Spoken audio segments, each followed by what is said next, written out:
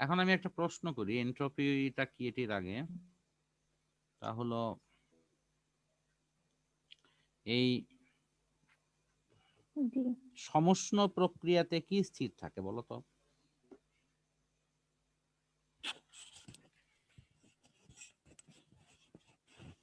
সমষ্ণ প্রক্রিয়াতে কি স্থির থাকে? সমষ্ণ প্রক্রিয়াতে কি স্থির থাকে? হ্যাঁ, তাপমাত্রা না আয়তন? আয়তন আয়তন। ভুলে গেছো মনে হয়। সমষ্ণ প্রক্রিয়াতে বস্তুর তাপমাত্রা স্থির থাকে, বাকি অন্যগুলোর পরিবর্তন হয়। সম উষ্ণ, উষ্ণতা মানেই তো তাপমাত্রা। সম আয়তনে তোমার আয়তন স্থির থাকে, সমচাপে জি চাপ স্যার। স্থির থাকে। জি মনে পড়ছে? জি হ্যাঁ মনে পড়ছে স্যার। তাহলে এই কিছুদিন আগগার পড়া যখন কিছুদিনের মধ্যে এরকম ভুলে দেওয়া হয়, তাহলে বুঝতে পারো যে আজ থেকে কয়েক মাস আগের পড়ার অবস্থা কি হবে। এই জন্য সেটা তো আমি আপনাকে বলেই স্যার যে আজ কি পড়ি সেটা তো কালই ভুলে যায়। এই জন্য তোমাকে ওই যে যে কথাটা মনে হয় বলেছিলাম যে তুমি প্রতিদিন কমপক্ষে একটি করে অঙ্ক পুরোনো অধ্যায় থেকে করো, করতে করতেই অঙ্ক গোছ হয়ে যাবে। তুমি নিজেও চিন্তা করতে পারবা না কিভাবে এটা হয়ে গেল। জি এবং এটার মধ্য দিয়ে তোমার দুটো উপকার হবে, একটা হলো অঙ্কটাও তোমার, অঙ্কর একটা সুন্দর নোটও রেডি হয়ে গেল, দ্বিতীয়ত তোমার পড়াগুলো এক ধরনের রিভিশন হয়ে গেল।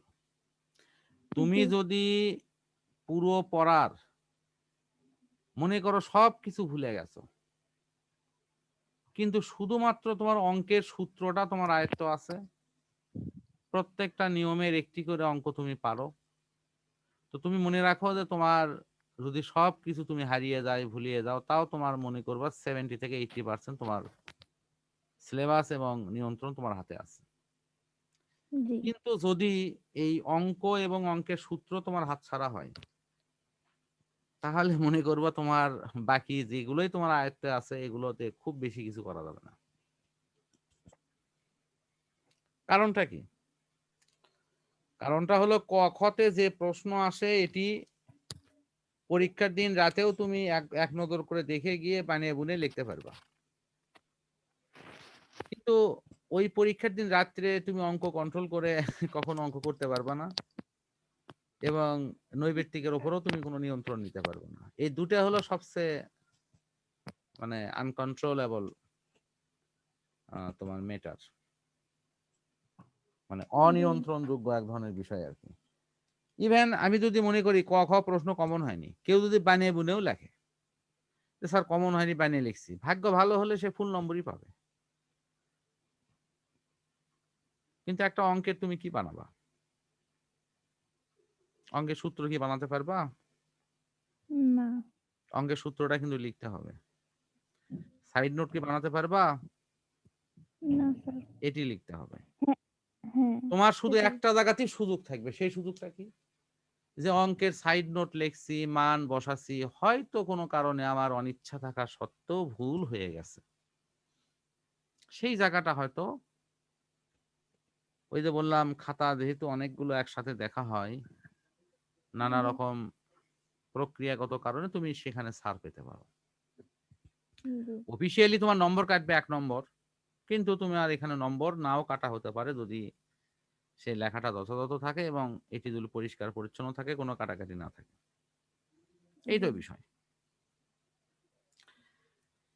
তো এই কারণে আমি তোমাকে বলবো যে তুমি ফিজিক্সের ওপর নিয়ন্ত্রণ ওই দিনই হারায় ফেলবা যেদিন তোমার কাছে মনে হবে যে আমি এই পর্যন্ত পড়া অধ্যায়গুলোর সবকিছু ভুলে গেছি, কিন্তু এরপরে আমার সূত্রগুলো মনে আছে, প্রত্যেকটা সূত্রের মিনিমাম একটি করে অঙ্ক আমি পারি, ইনশাআল্লাহ তুমি মনে রাখবা যে তোমার নিয়ন্ত্রণ এখনো অন্তত 70 থেকে 80% আছে। এটিকে আমি 90% এর ওপর ধরবো যখন তুমি খালি সৃজনশীলটা প্র্যাকটিস করে ঘ নম্বরটা করার মতো অবস্থা যাবা। সৃজনশীল প্র্যাকটিসের মধ্যে ঘ নম্বর মানে তোমার কন্ট্রোলেবল হয়ে গেলেই মনে করবা তোমার 90% ইনশাআল্লাহ প্রস্তুতি হয়ে গেল। এটা কিন্তু লিখিত অংশের কথা বলতেছি। আর বাকি জি 10% আমি ধরবো হলো ওই ক খর উপরে তুমি যতটুকু পড়তে পারো, যতটুকু পড়া সম্ভব। ক খর পড়া 100 ভাগ মনে রাখতে পারবা না, এটা সম্ভব না। কিন্তু এটা করতে যা হতাশ হওয়া যাবে না। জি তুমি মনে করো তুমি যে গাইডটা কিনছো, সেই গাইডেরও শেষে দেখো ক খর প্রশ্ন সুন্দর করে সাজা দেওয়া আছে না? হুম যখন যে অধ্যায় হয়ে যাচ্ছে সাথে সাথে সেগুলো পড়ে ফেলো, সাথে সাথেই পড়ো। পড়লে হবে কি যে তুমি এই যে অধ্যায়টা আমি পড়াচ্ছি এই অধ্যায়ের পড়ার কিন্তু ওখানে ক খর প্রশ্নগুলো ভালো বুঝতে পারবা তুমি। হ্যাঁ, দুই একটা সমস্যা হতে পারে, সেটা আমার থেকে মানে সমস্যাগুলো শেয়ার করো। তাহলে হলো কি, একবার পড়া হয়ে থাকলে, একবার বোঝা হয়ে থাকলে পরবর্তীতে রিভিশন দিয়েই পরীক্ষা দিতে পারবে, কিচ্ছু করা লাগবে না। জি স্যার তো ইন্টারমিডিয়েট 9-10 এর মতো নয়, এটিতে বানায়ে লেখার সুযোগ আছে, শুধু থিমটা ঠিক থাকলেই হলো।